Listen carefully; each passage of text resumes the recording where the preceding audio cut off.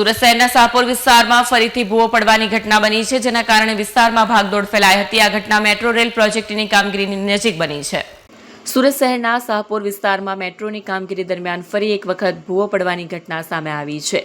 લગ્ન મંડપ પાસે અચાનક મોટો ભૂવો પડતા આસપાસના વિસ્તારમાં ભારે ભાગદોડ મચી ગઈ હતી। ભૂવો પડવાના કારણે નજીક આવેલી મિલકતોને અસર પહોંચતા તાત્કાલિક સુરક્ષાના પગલા રૂપે સંબંધિત કાર્યવાહી કરવામાં આવી હતી। ઉલ્લેખનીય છે કે આ પહેલા પણ શાહપુર વિસ્તારમાં મેટ્રોની કામગીરી દરમિયાન ભૂવો પડ્યો હતો, જેમાં એક બિલ્ડિંગને નુકસાન પહોંચ્યું હતું। બનાવની જાણ થતાં જ ફાયર બ્રિગેડની ટીમ સુરત મહાનગરપાલિકા તેમજ મેટ્રોના અધિકારીઓ તાત્કાલિક સ્થળ પર દોડી આવ્યા હતા।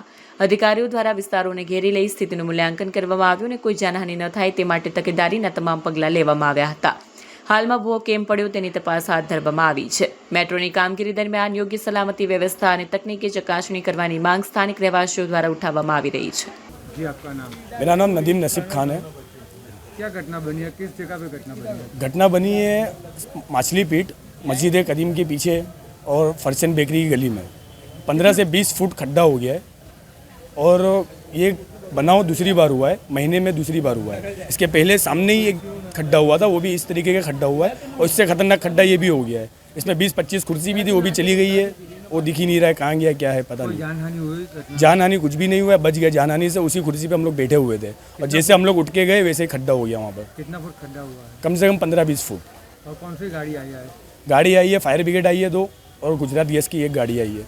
एसएमसीसी के कोई गाड़ी? कोई और कुछ भी नहीं आ रहा, ना मेट्रो वाला आ रहा है, ना कोई कुछ भी आ रहा है। गैस भी कब से लीकेज हो रहा था, आधे घंटे बाद आए। जी, आपका नाम? મારું નામ છે મોહમ્મદ ફારૂક મોહમ્મદ અશરફ ચાંદીવાલા। શું ઘટના બની છે ને કઈ જગ્યા પર? આ ઘટના બની છે શાહપુરમાં છે, માછલીપીટની પાછળ મસ્જિદે કદીમની ગલીમાં પડે છે આ ગલી। અને આ બનાવ બન્યો છે ને તો આ સડનલી આખું ખાડો મંડપ હતું અને સડનલી આખું નીચે પડી ગયું કામના લઈને। કેટલા વાગે ઘટના બની છે? આ બીજી વાર ઘટના બની। કેટલા વાગે ઘટના બની છે? આ ઘટના બની હમણાં 1 કલાક પહેલાં જ, એટલે એપ્રોક્સ સમજી લો કે 7:30ની આજુબાજુ, 7-7:30ની વચ્ચે આ ઘટના બની છે ને સડનલી આખું નીચે પડ્યું, આખું ભાગ જ નીચે પડ્યું એનું। કેટલા ફૂટ ખાડો પડ્યો છે? ઓછામાં ઓછું 10 થી 15 ફૂટ ખાડો છે અને પ્લસ નીચે અંદર ટનલ બતાવે છે, અંદર છેક લગીને અંદર ટનલ બતાવે છે। એના પહેલાં બી સેમ ઘટના આ જ રોડ પર આગળ બની ચૂકી છે, ત્યારે એ લોકોએ ખાલી કોન્ક્રીટ નાખીને બંધ કરી દીધેલું। એની આગળની પ્રોસેસિંગ એ લોકોએ કીધી હતી કરવાની, પણ હજુ લગીન કરી નહીં હતી ને આ પાછી બીજી વાર થયું છે ને અમે હમણાં લગીન લોકોને એસએમસીમાં ને બધામાં ફોન કર્યો પણ કોઈ સાહેબ લોકો હજુ લગીન આવ્યા નથી, અહીંયા ચેક કરવા બી આવ્યા નથી। કઈ ગાડીની અધિકારીઓ આવી છે?